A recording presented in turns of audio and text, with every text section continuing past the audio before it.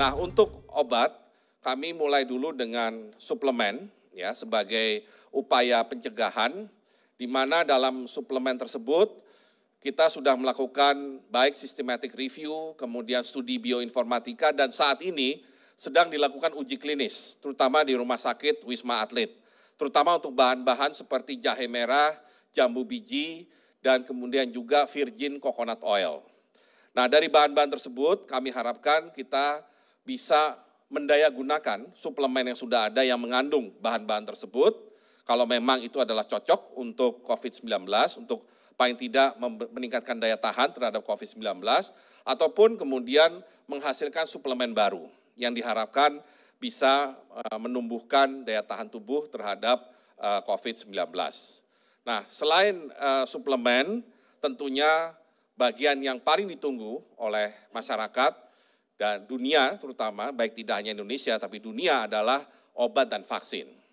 Untuk obat yang bisa kami laporkan, saat ini kita sedang melakukan clinical trial atau uji klinis terhadap berbagai macam obat yang direkomendasikan dari luar negeri, yang kita tahu semua pernah dengar, baik itu Avigan, klorokin, ya, kemudian Tamiflu, ya, dan kemudian juga kita mengembangkan juga misalkan Pilkina. Ya, Pilkina sedang kita uji sebagai salah satu alternatif obat yang barangkali bisa meringankan beban dari penderita COVID-19.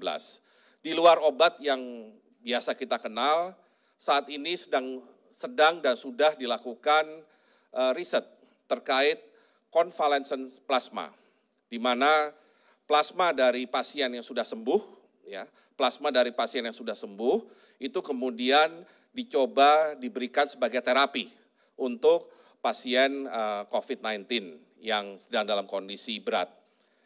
Dari penelitian yang sudah mulai dilakukan di RSPAD, sudah mulai ada hasil yang cukup melegakan, namun tentunya riset harus dilakukan dalam skala yang lebih besar. Karena itu Kemenristek BRIN bekerja sama dengan Kementerian Kesehatan akan melakukan riset yang lebih besar lagi, melibatkan banyak rumah sakit di berbagai daerah di Indonesia, tidak hanya di Jakarta, untuk mengembangkan convalescent plasma ini. Misalkan di Malang, di Yogyakarta, di Surabaya, di Solo, maupun tempat-tempat lainnya. Kita harapkan convalescent plasma ini bisa menjadi alternatif untuk meningkatkan tingkat kesembuhan dari penderita COVID-19. Selain convalescent plasma, kita juga sedang mengembangkan serum. Kita mencoba membuat serum anti COVID-19 yang merupakan kerjasama antara Bio Farma, kemudian dengan LIPI dan IPB, yang kita harapkan nantinya bisa menjadi alternatif juga untuk meningkatkan kesembuhan dari COVID-19. Terakhir mengenai vaksin yang bisa kami laporkan, terkait dengan vaksin, saat ini lembaga Eijkman sedang melakukan whole genome sequencing yang nantinya sangat diperlukan untuk mendeteksi seperti apa sebenarnya virus COVID-19 yang ada di Indonesia.